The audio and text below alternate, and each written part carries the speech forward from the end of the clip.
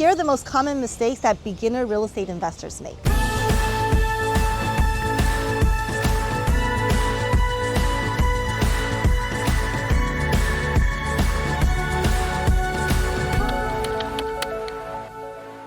The first one is buying in the wrong location. You can find the most perfect property, but if it's the wrong location, it just might not perform as well. If you're buying in the right location and the property is not as good, you can always rehab the property to make it better. But if you're in the wrong location, it's a lot more difficult to revitalize the entire neighborhood if you're just owning one property.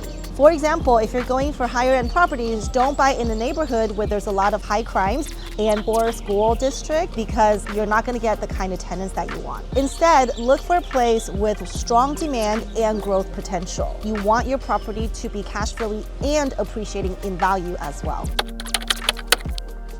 The second mistake made by a lot of beginner investors is underestimating the property's condition. Yes, we've all seen those fix and flip shows where it only takes 30 minutes for them to go from a dump to a mansion. But in real life, it may not be as easy. So when you go into a deal, understand what are the rehabs that need to be done, what is the timeline and the cost involved before you commit to that purchase. And make sure to always hire qualified appraisers and inspectors. They're gonna be the professionals to help make sure that you understand what you're buying and that the property is actually in the condition that the seller says it is.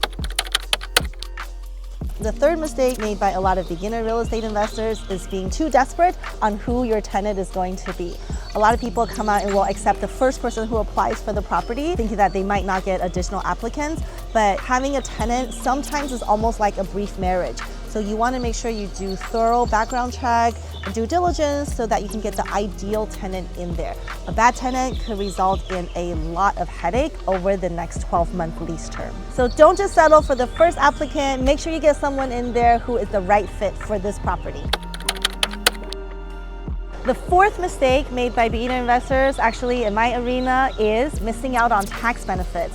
A lot of real estate investors don't see themselves as business owners and therefore miss out on a lot of common tax deductions like car expenses, home office, education, business travel, business meals, and the like.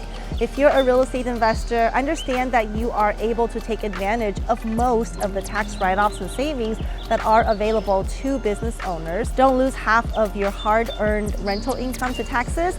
Make sure you capture all of your expenses.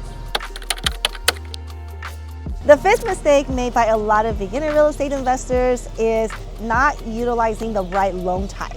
There are 15-year mortgages, 30-year mortgages, adjustable rates, fixed rates. It's important for you to work out the numbers to understand which loan type will give you the most cash flow and help you reach your ultimate goal. The sixth mistake that I see from a lot of newer investors is starting out too big. I know it's really sexy to hear people talk about owning 100 doors or 1,000 doors, but if you're new to real estate, start out small. Start out with something you are comfortable with. Get your feet wet, learn all of the pros and cons, the to-dos and not to-dos before you scale up to the next 3, 5, and 10 doors. And the seventh and last mistake I see newer investors make all the time is not analyzing the numbers. People fall in love with the property and forget about analysis of whether the property actually works as a rental property. People fall in love with the property because it has the most amazing master bathroom and they can see themselves living in there. Well, if the property is going to have negative cash flow, then that beautiful bathroom is really not going to help you achieve your financial goal.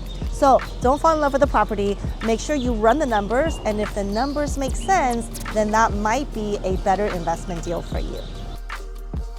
If you have any questions, leave it in the comments below and tell me what you think about these 7 mistakes and if there are any others that you think people should know about. And if you like this content, be sure to hit the like button and subscribe for more daily tax and investing tips.